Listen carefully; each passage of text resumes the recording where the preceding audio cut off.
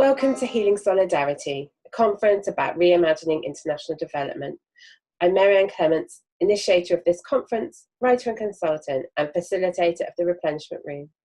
And in this conversation, I talk with Deepa, Nadia and Ruby from FRIDA, the Young Feminist Fund, about their approach to funding organisations working on feminist work around the world, about how they integrate wellbeing and self-care into their own work, and the different ways that they seek to share this approach with their funding partners and other grant makers whom they work alongside. I literally love everything about FRIDA, and I really hope you'll enjoy this special four-way conversation about their work. So hi, and I'm really excited in this session to be talking with three women from FRIDA, the Young Feminist Fund. And I'm just going to invite them each to introduce themselves. So, because we're going to have a group discussion, which is actually the only one in this conference. So it's exciting today to be doing this. So Deepa, hi. Tell us who you are and where you are and what you do at FRIDA. Hi, this is Deepa. I'm joining you guys from Bangalore in India. I am the communications officer at FRIDA, the Young Feminist Fund. I've been a part of FRIDA since 2015. And with my role at FRIDA, I look after all the online and some offline communications that happen, which is basically to communicate about all the awesome work that's happening at FRIDA and making sure people know about it, people respond to it, people engage with it. And yeah, I'm excited to have some really amazing conversations today.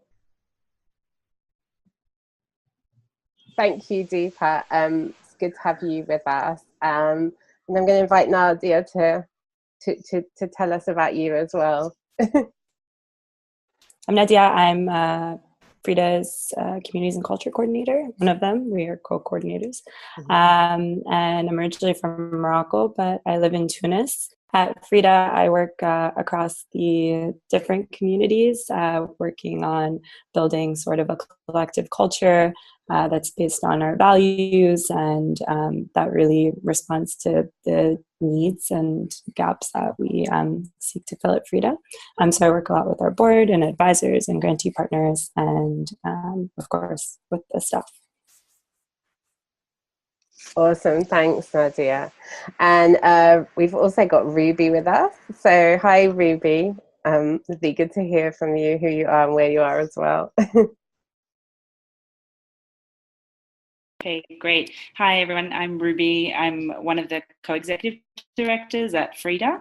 I'm from Australia, originally from Sydney, but I'm currently based in Oaxaca in Mexico. And yeah, there's a really strong practice around collective care here in Oaxaca. So I'm very happy to be immersed in that. And yeah, my role at FRIDA, all of the work of supporting the leadership and really working with the really diverse community on institutionalizing practices and commitments to collective care and holistic security, and really making these kind of part of who we are and how we fund and how we do everything. So I'm really happy to join the call, and thank you for letting it be a collective conversation, because it's very FRIDA. So thank you. Yeah, cool. It's nice to have a collective conversation.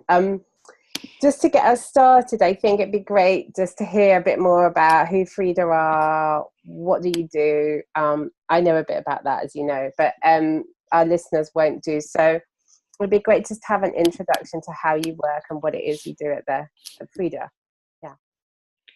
Okay, I might just jump in with this one, and then so FRIDA we're the only youth-led fund focusing exclusively on supporting young feminist activism around the world. And so we've grown a lot in the last 5 years, and so what that means for us is that we provide direct funding, accompaniment, support to young women, girls and trans youth that are organising in their communities.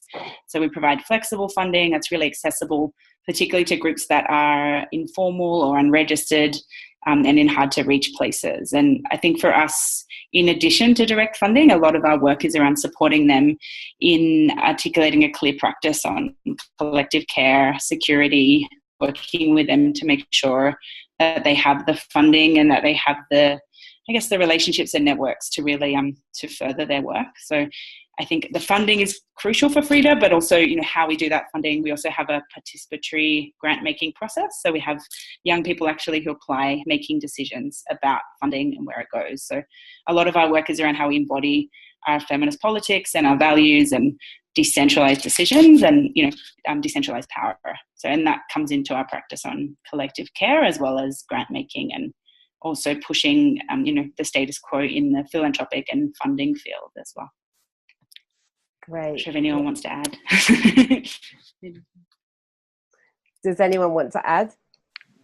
I mean, I think that's a very good and accurate description of what FRIDA does, but just want to add about how very critical the whole idea of self-care and healing and well-being is so relevant to FRIDA, because a major part of our work happens online.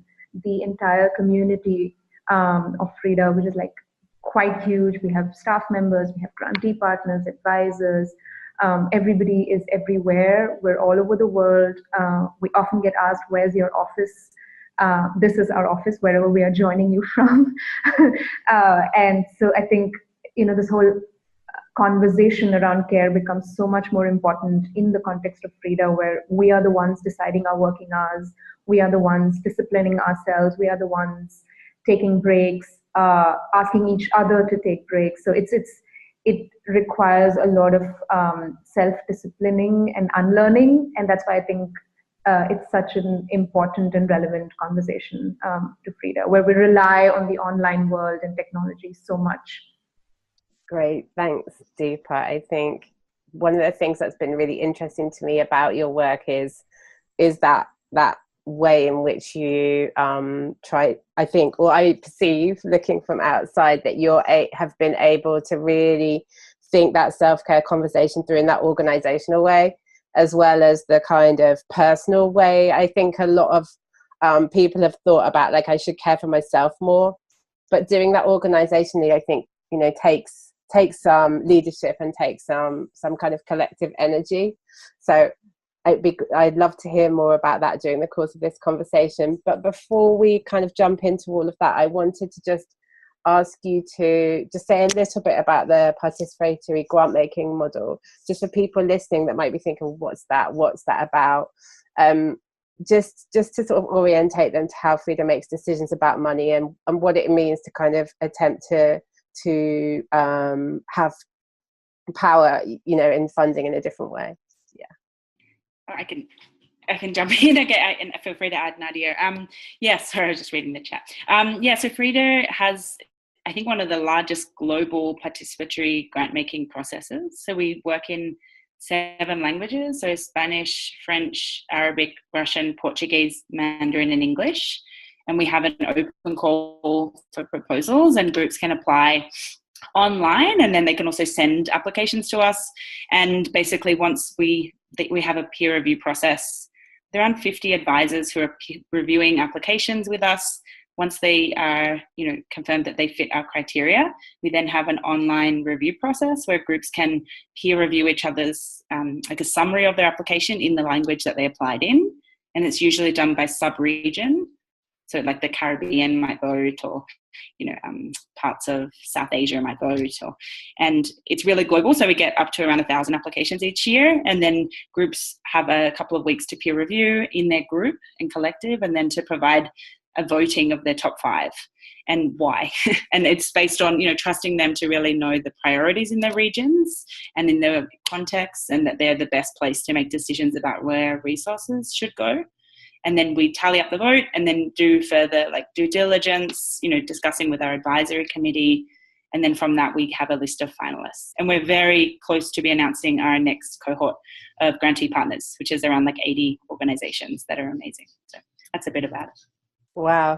I think it's, you know, for people that are used to kind of the more traditional funding models, I think what you're doing is a real inspiration. And I also feel like, and I know there are other examples as well of similar processes, but I think, like, think about how you do that globally is also, you know, feels like more moving pieces than many. And it's really inspiring to see you doing that. And again, it feels to me like it's this practice what you preach kind of thing, you know, like you're walking the talk or whatever that word is. a bit like around the self-care thing, but also with the funding model. So thank you for sharing about that. I think let's jump into the, the self-care and collective care piece a bit more. And just, I'm interested in like how that came up in the organization. Like, how did that piece start? What made you pay attention to it to start with? So I think that sort of putting self-care and collective care at the forefront of what we're working on stemmed from what Deepa was talking about, how we've always been a virtual office. Our communication with our grantees has been virtual, though we do have FaceTime with many community members throughout the year quite often. The majority of our work happens online, and so finding creative ways to forge personal relationships and connect with people on a really on a deeper level, we had to be really creative about it, and we also had to be really introspective, like internally as a team, about how we can make those kinds of relationships really special and for each person and for each group that we work with, so that it doesn't feel like we're checking boxes and sending out template emails. Like, we really have relationships with all of our community members. And also, how do we put some of those ideas into actual practices that can be shared throughout the community? So I think one of the most special things that we've worked on recently is the Happiness Manifesto, which is basically a set of commitments that we curated as a team at a staff meeting that we had in Peru, where we were talking about how we needed to spend more time together, how we wanted to be happier in the work that we do, how we wanted to make self-care part of our workday and part of our mandate as an organization, and really disrupt the idea that work is supposed to be work and happiness is separate from work. And I think that it really does that. And it's a list of commitments as basic as I will remove my email app from my phone, to as radical as I will join the next feminist protest in my town. So it's really, really broad. Maybe I will just to add one thing, that I think one of the other things that pushed us was also the realities of the contexts that we're living in and the groups that we're supporting are experiencing. So some of the backlash and security risks, and I guess in addition to the kind of the burnout from the work and just the stress and the trauma that comes from that, but just the constant threat and that what that generates, and that needing to make FRIDA a safe space, and needing to, that wasn't necessarily going to happen by accident, but actually sort of it was something that was constantly coming up as like one of the core needs of young feminist organisers, but that wasn't necessarily something they were putting their funding to, or wasn't a priority, but it was a huge urgency. So there was kind of a disconnect of how we could make it a political priority for us, but also, commit to policies and clear practice changes that we can then be, to show that it's possible as a funder to take responsibility for that as well. Everything's been said, but I'm just trying to remember and recall when we started to have this conversation on self-care at FRIDA, because I feel like quite frankly, it started when we realized that we aren't doing anything about it. It started when we realized that where is the time, to do stuff other than work? What conversations are we having that go beyond, has that report been submitted, or have we followed up on that email? I think it started when we realized that, we need to take a break, we need to pause, we need to see what's going on. And also just, handling the community, which keeps getting bigger, keeps getting richer and deeper.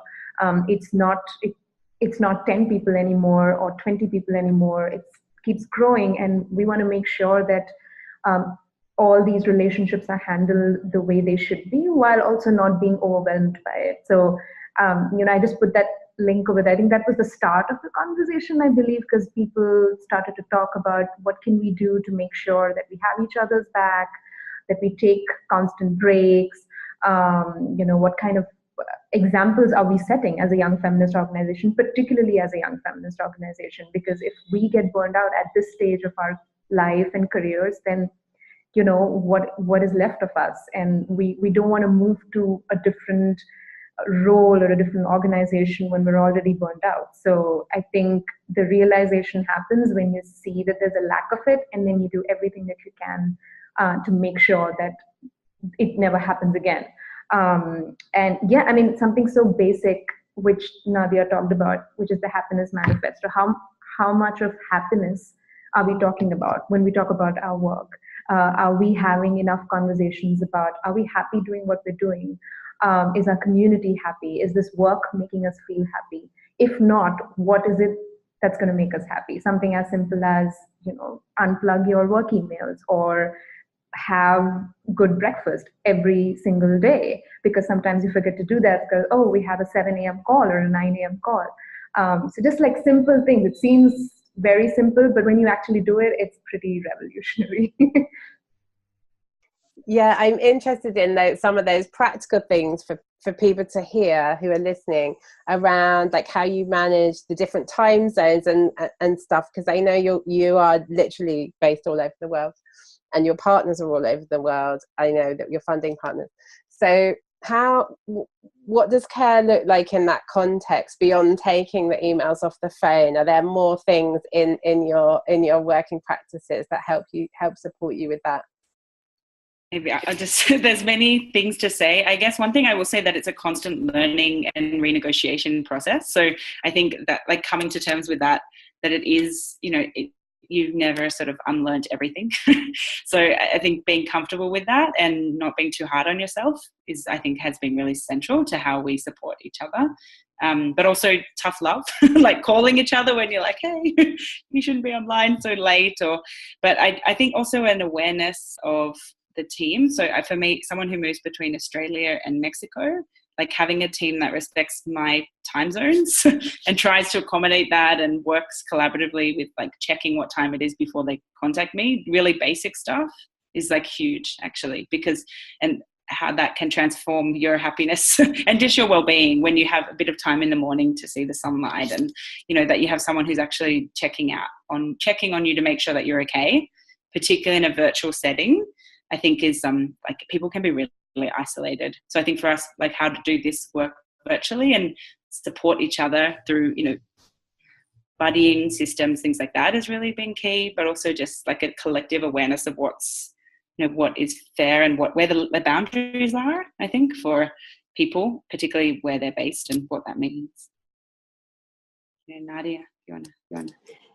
Yeah, and I'll just add, like, I think we try to take a really holistic approach to how we manage our time and how we manage each other's, kind of the responsibility of keeping the team healthy and not overworked, and that everybody has if not a healthy, at least a work-life balance. And yeah, I think like practically we use like a lot of communication platforms that really help us stay connected and have fun with each other and take conversations beyond email and like having to like sift through like a whole email thread to find like a funny joke or a meme. Like rather we use like Slack or our messaging group, and like Ruby was saying, just kind of being there for each other and supporting each other through time zone changes, through family changes and life changes. Letting your colleagues know that you really need to unplug your computer for a full week and just take some time off, and that it's okay, and that there isn't anything that you have to do alone. And I think that's one thing that we really try to impart on everybody, is that you really don't have to do anything alone. It's everything's a collective responsibility. Great, thanks, Nadia. I'm interested to know, like, thinking about, I love the idea of a happiness manifesto. Like, are you able to share that with the organizations you fund, and how are you able to support them with your thinking around this? I'd love to hear a bit about that. yes, so, and Nadia can share more about like the design and the release of the Manifest or Manifest X that we're kind of reclaiming it. But I think I should say that like for us, we do work a lot with the groups that we fund to look at these issues, also sort of holistic security, seeing the risks they're facing as well as how they're being proactive with, you know, dealing with well-being and sustainability. But I think we could do more. And I think, you know, the more that we figure out ourselves how to unlearn, relearn, and like, you know, kind of disrupt practices that are ingrained in us inside the organization, I think the more ready we are to work more collaboratively with our community. And I think I see that almost as like what's next for us, because we've been doing a lot informally through our, you know, with the relationships we have and the way that we collaborate with young feminists around the world. But I think the next step will be, how do we continue to do this more together? And how, you know, do we make this, it's already a pillar of FRIDA's work, but it happened really organically. Like it wasn't in our strategic plans so much, like 4 years ago. We're now in a new strategic planning cycle where we're having like really big conversations with our base and with, you know, young feminist organizers. So I think for us, it's the key moment to ask them, like, how are you doing this work? How can we support you? What is the collective agenda advocacy wise? And how can we just create more spaces for healing and resilience? And it's a really exciting time in that sense for FRIDA. But yeah, I don't know, Nadia, if you want to talk about the release of the... Well, I would just like first note that the Manifesta is a living, breathing piece of work that I don't think will ever be fully complete. And we hope that the community that we work with and our partners and the other funders can always add to it, take parts of it, you know, claim parts that are relevant to them and add their own ideas and really make it a movement, because that's what it is. Like happiness is really a movement. But internally at FRIDA, we are working on a design for it to be released publicly with a really amazing designer from India. And that's all I'll share because it's under wraps. I can share a little bit more about some public things around this. So, I mean, I think, it started out as organically, the conversations around self-care, well-being, happiness, and, you know, what we want to do at an organizational level at FRIDA. And then it branched out into, okay, how can we have these conversations more openly, more publicly, engage more people, make this into an engagement opportunity, make sure that this is a conversation everybody is having and not just FRIDA, so that there's sort of like a buzz around it.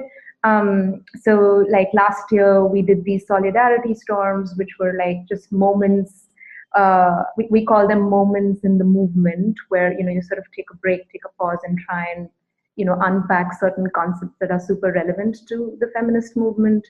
And self-care was the first topic that we started with. And not surprisingly enough, it got the best response because people wanted to talk about it. People wanted to contribute to it. There was, we did thunderclapping. We reached out to the grantee partners asking, hey, how do you practice self-care in your community, in your organization?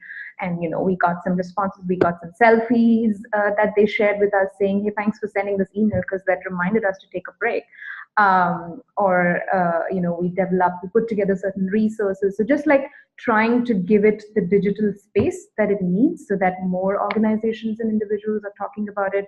And it goes beyond the traditional definition of, oh, we need to take care of ourselves because we need to contribute to the movements. It's so much more than that. It exists beyond your role as a feminist. It just, you know, it's central to your existence as a human being. You need to take care and listen to your body and your mind, no matter what you do. And for this year, we've sort of used appreciation as a theme, as an overarching theme that is affecting a lot of the comms that we're doing.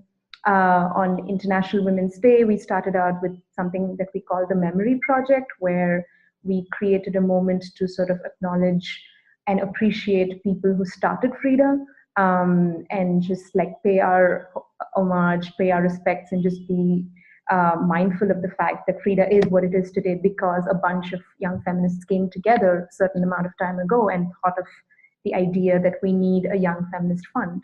And just creating that moment to appreciate people who really contributed to the foundation of FRIDA. We just launched our annual report last week, where again we're continuing with the appreciation theme. It has, it's a lot of things. Like, I don't want to gush too much about it because I'm super proud of all the work we did. But it's exploring the theme of being wild, and how that connects to young feminist organizing. There are some postcards and commitments and affirmations that we've weaved into the annual report so that it doesn't feel like a report.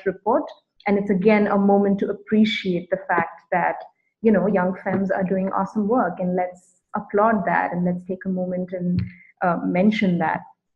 The Happiness Manifesto, again, little under the wraps at the moment, but yeah, it's definitely coming up, and we're all excited about adding more to the conversation around care and well-being and appreciation.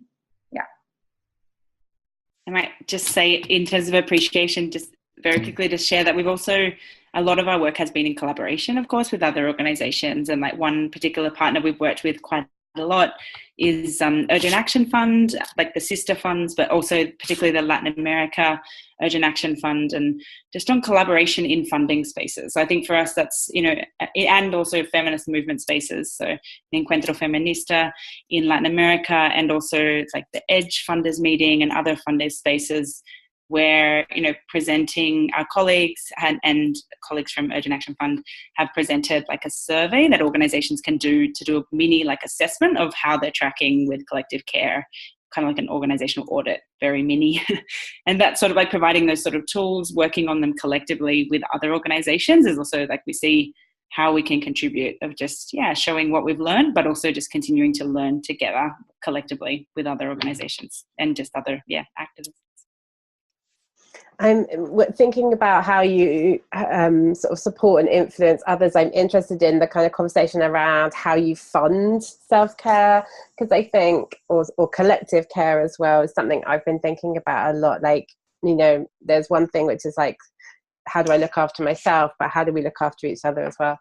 And I'm interested in, as a funder, how or whether you're able to resource activities that might be a bit different from normal, that might support some of this stuff in organizations, and how you go about doing that. And then also how other funders have responded to this aspect of your work and your influencing. Yeah.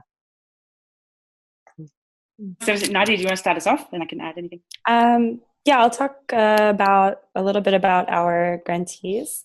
FRIDA provides core flexible funding, so all of the funding that the grantees receive, they're able to design how they'd like to use the funding. So whether it's for project-based activities or for funding an office space or salaries, capacity development, which we have specific funding allocated for capacity development, but they're able to use their core funding for that. And some groups also use it for self-care, for collective care, for building the capacity to have self-care even within their organization. I can speak to a few groups that have been with FRIDA for quite a while, who I know have used some funding to go on retreats as a team, to take a step back and understand the impact of their work, and also how their work is affecting them, because the reality is that many of the activists that belong to our grantee groups are working in really, really difficult contexts, sometimes dangerous physically and emotionally and mentally and legally, and sometimes in really emotionally straining situations. And so, giving the opportunity for them to kind of create their own space through also the example of us showing when we go on our retreats and we hold community meetings and we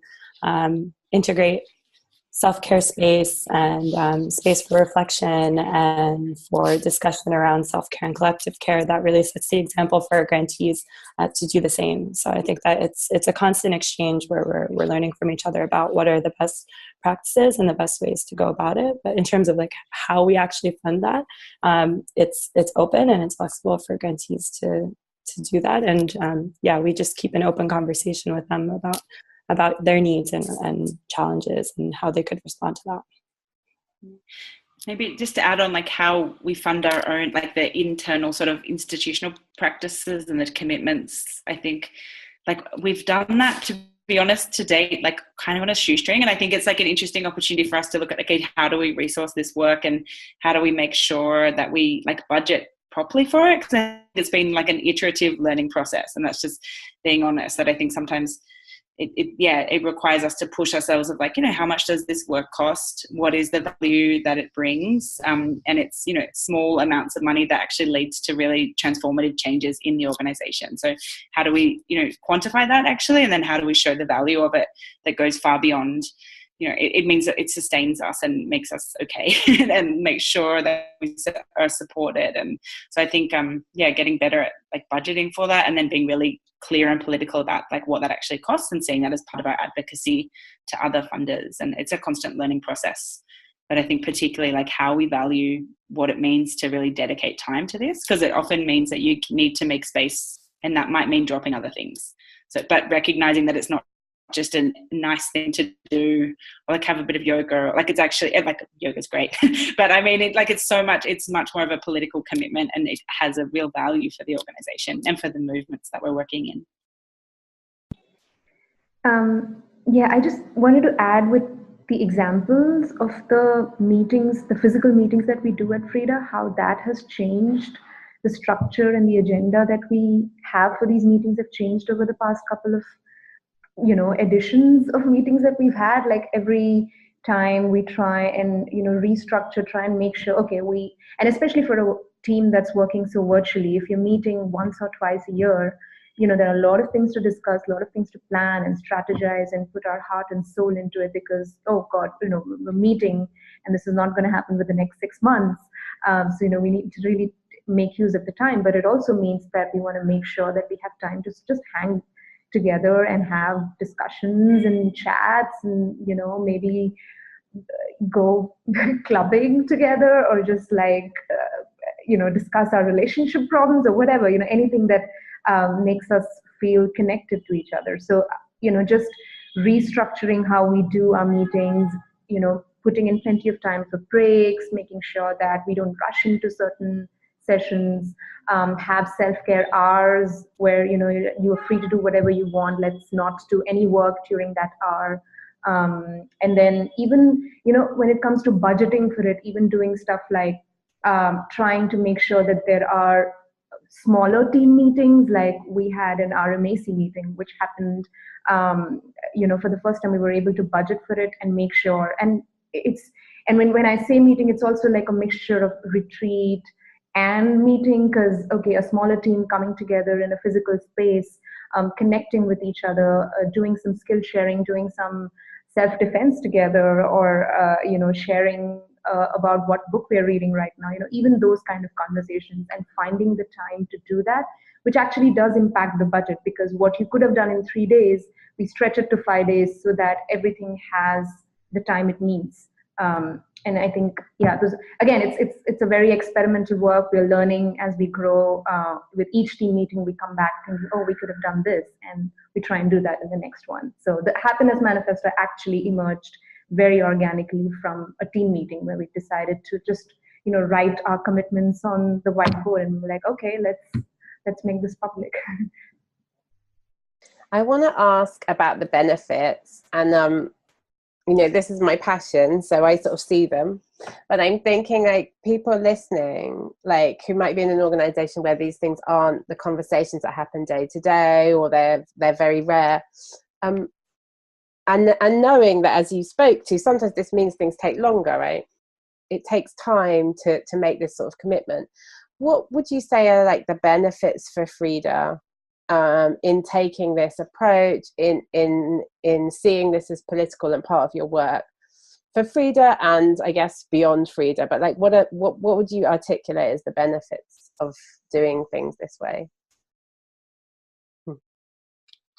I'll just throw out one or two, and this is like a basic thing, but I think it provides a safety net for the organization. And it's kind of like, if you look at like risk management, like from a very basic kind of organizational development frame, like if you look at risk management and like where you see the risks of having people based all around the world, you know, in different offices or in their houses working, like if you don't have these practices as part of your organizational culture, like there is a high risk people will burn out, or that they will just like not be able to continue. So even from a very basic thing of like, this is an opportunity to make sure that we're supported and that people can actually do their work, and that if someone is not okay, you have some mechanism to support them. And I think in addition to the formal kind of human resources aspects of support, it provides something much more holistic and much more that is like, it's like almost like growing something new, like it's creating new energy.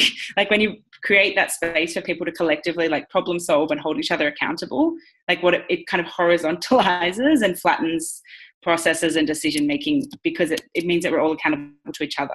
So I think it helps us kind of combat some of the, it's like a ninja move in some ways to combat some of the things of like hierarchical organizational structures, or, you know, the pressures that come with the work that we do, that enables us to have a kind of a support system. But I think it's like there's no other way as well for an organization like FRIDA, to be honest. But yeah, I'm sure there's many more benefits. I don't know, my colleagues can share more. Yeah, I mean, everything Ruby said. But I also think that what we're doing is so important in making the case for other organizations to sort of take on these kinds of responsibilities and commitments at an institutional level. And yeah, I mean, if you just Google like feminist childcare policy, I can already tell you will find nothing. So being able to be part of an organization that has given the space for us to try and understand what it means to have a feminist childcare policy and try to build that together, or other benefits that come at like the formal like institutional level, or benefits that are more informal and are kind of like relationship building kind of mechanisms within the organization. Yeah, it's really interesting to document that and be able to share it with the community.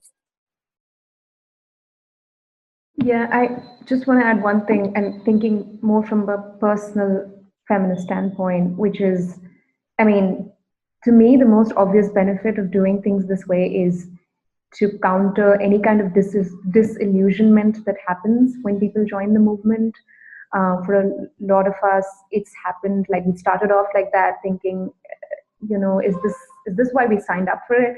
Why aren't we happy? Why are we so overworked? Why are we burned out? Why is there no motivation? And, you know, the kind of work we do, the kind of oppressive structures that we fight every single day, it's not a day job to be an activist, right? It happens all the time. It's such a personal battle, particularly the feminist struggle is such a personal battle. So, you know, you need these benefits to stay sane. You need these benefits to not be skeptical and cynical about how things are shaping up, because let's face it, the world is filled with a lot of bad news, and we're trying our best to see the silver lining. We're trying our best to focus on the good. We're trying our best to focus on the happy part of it. So we need to be physically and mentally strong every single day in our jobs, in our work, in the field, so that, you know, we counter all of these oppressive forces. So yeah, I mean, at the most obvious level, I would, you know, advocate for these benefits to just stay sane in the movement, and we need that, because we don't want people to leave for this reason, that, you know, it's not giving me happiness or it's making me feel tired, because that's just heartbreaking to see people leave for that reason. So I think before we close, I wanted to ask if any of you had anything else burning that you wanted to say. And I also, there's one thing in my mind, which was that thinking about this kind of approach as a political act, I just wondered if we could unpack that a little bit more for people listening that might be thinking, I don't get how it's political to care for yourself. And I think often in our minds we've separated self-care from our kind of activism. or people have, and it's something that I've been thinking a lot about the last couple of years. But like, how do you connect those, like, just specifically in your mind and in your thinking about the organisation? And also, is there anything else you want to say? Sorry, 2-part question. I mean, there's so much we want to say. But I think maybe I would just say, I might just take a little bit the second question of Go what ahead. you want to share. Like, I think we've had some of these conversations about collective care, or just what are the priorities for activists and funders when we've done some dialogues in the past, like activist funded dialogues, and just to really put on the table that in addition to different practices of collective care and institutionalizing certain things that we can do and policies, like having a living wage, like, came up again and again as one of the things, like, that we can't disconnect, like what it means to have to be compensated for your work, and how many young people are also doing work for free, and just what that means. So I guess, like, just to say that for us, when we say political, it is about how we connect all of those threads. So it's that it is creating safe space and creating, you know, different ways where we can really practice our politics around collective care, even in our leadership structures, and how they're, you know, often co-leaders, and, you know, as much as possible creating those spaces and additional funding. But it's also about really saying, supporting, if FRIDA can make the case, like Nadia said, around, you know, different policies and revising our salary scale and showing why it's important for people to have enough salary, like, to be able to live and to do their work. Like, it enables other organizations that are smaller and more grassroots to also make the case to their funders, and it just, you know, it makes the case more visible on that aspect as well. Yeah, and I would just add, like, I think it also addresses the like creating a collective sort of conversation and collective responsibility around happiness and care, breaks down the kind of competitive nature of any workforce, really, and really creates more lines of solidarity for support rather than sort of isolation inside of the movement or inside of your work. Which connects back to those safe spaces and being able to connect across movements and languages and cultures and everything like that. Sorry, I muted myself. So much to talk, but I want to start by saying thank you to actually, you know, providing us a platform to share these conversations, because these are these conversations cannot happen in isolation. It needs to be collective. It needs to continue. It can't just be like for 1 hour and then we forget about it. So I think just the idea of doing this healing conference is pretty awesome. So thank you for doing that in the first place. And also using the virtual world to navigate different time zones and cultures and contexts. It's pretty amazing, and an interesting choice of issue to start with. You know, we're talking about healing here, and it means different things to different people, no matter what their backgrounds may be. And you know, it's such a subjective word, and we cannot start talking about it unless we realize that there is something to heal from.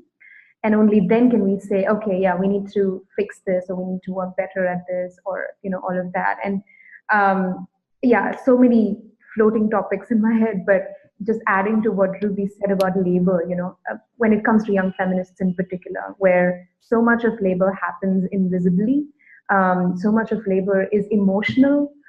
It cannot necessarily be measured in, oh, I worked 4 hours extra today.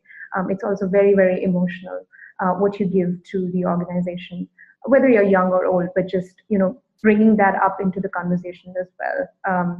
How we quantify the extra labor that we do. And, you know, as feminists, we really need to value every and all kinds of labor that goes into the movement. But yeah, I'll stop there. Sorry, I might just add one more thing. just to add that I think to be realistic, that I think we've mentioned this before, but just to reiterate it, that it's a constant learning, and that and there are many challenges along the way. And I think for us, like, you're operating in a world that is not necessarily aligned with your politics and your values. So like, and in many moments you push up against that, like the institutionalized practices of like just more.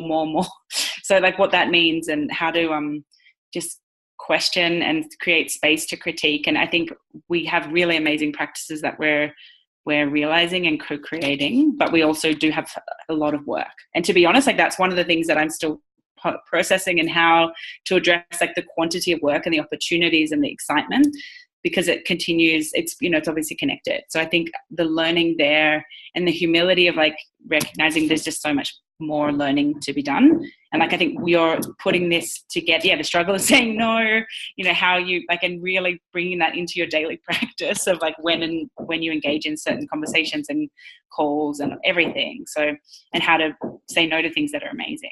So how to be clear on that, but also just be realizing that FRIDA doesn't have all the answers either, but it's so nice that you're bringing together a collective space for reflection and for sharing, because I think we can all learn more, and there's so much opportunity there for sharing. So thank you for your work as well.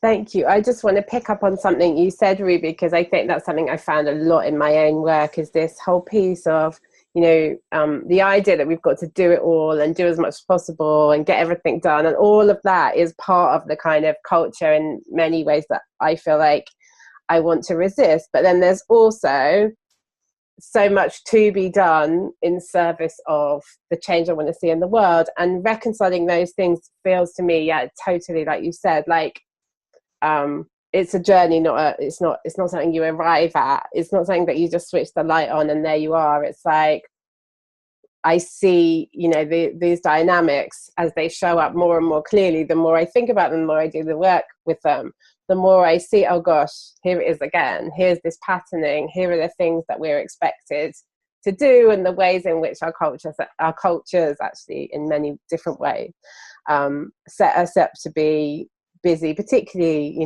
as women, particularly all kinds of specificity about that as well in different contexts, but generally this way of being that's like, I must get it done now, is like, and then it's kind of raised up even more in technology. And so, you know, with working virtually, of course, it's sort of like, it almost amplifies it as well, doesn't it? So I definitely, I just wanted to say yes, really.